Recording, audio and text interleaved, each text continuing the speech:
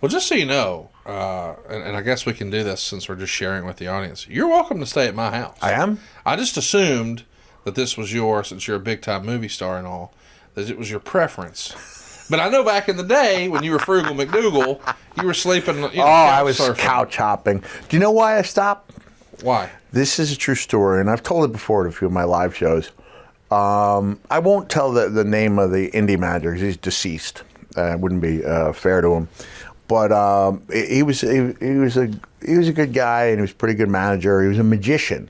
Okay. So he would use a foreign object and make it disappear, which is that's pretty cool great. gimmick. I could use a cane, boom, it's gone. And so I was staying. It's cooler and funnier to say you stayed on the couch instead of a spare bedroom. But I usually stayed in a spare bedroom when I stayed with fans. And I was WWE champion. I'm staying at the house, and about 8 in the morning. Can you imagine? Let's just imagine it's 1986, and Ric Flair wants to know if you've got a spare bedroom. Even imagine. I was in limousine riding, couch surfing, and whoo! Gonna have a few friends over. There won't be nothing left in that mini bar either. But anyway, continue. So about 8 a.m., people start coming by the house. And I thought, oh, this is it's not my house. Oh, he was doing a meet and greet for you. It's what it seemed like. And I don't ever want to talk down about any of my fans, but this was kind of a ragged-looking group of people coming by early in the morning. And so later that night when I was back home, he called me up. And I remember thinking to myself, hey, you're the WWE champion. Who the heck are you to look down on anyone because of the way they dress or look, right? It's, I had to really have that talk with myself. And so I went out and I met some people, and they didn't seem that into me like I thought they would be, given that they'd come by at 8:30 in the morning to meet the WWE champion.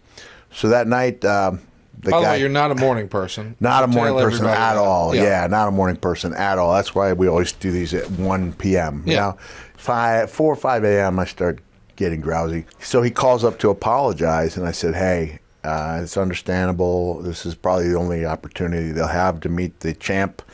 And he goes, they weren't there to meet you.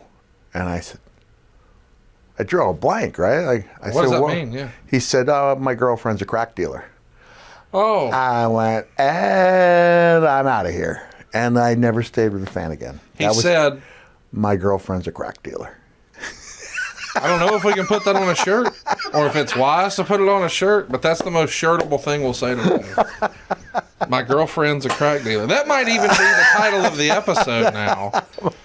My girlfriend's a crack dealer. So that was when I had a long look in the mirror. I said to myself, you're Mick effing Foley, and you will become a 2-star man. 2-star man. Yeah. And now I'm a 3-star man. Yeah. You get down to 2.25, 2.5. I have to think about whether I need to be there. The worst Eastern, how many stars was that? It was just, it's probably falsely advertised as a 2-star.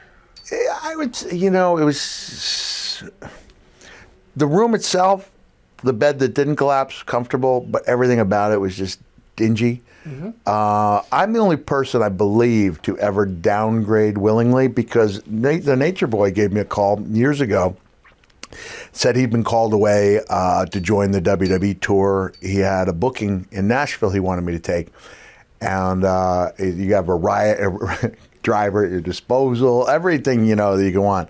And then I called him. I was like, I don't like the 5-star hotels, I'll take a 4-star. I don't want the big lobby. Yes. If I'm with my wife and we want to live it up, we'll go. We'll make a night of it. But I actually asked to be downgraded. The idea behind the big lobby is you don't want there to be a crowd after a show or something. You just want to get to the room. Once I'm off the clock, I just like it to be quiet. I love the lobby with the bar. Means is a higher likelihood of rowdy people and drunk people. So in my 2 to 3-star quest, I try to find the quiet places that do not have a bar. There you go. There you go.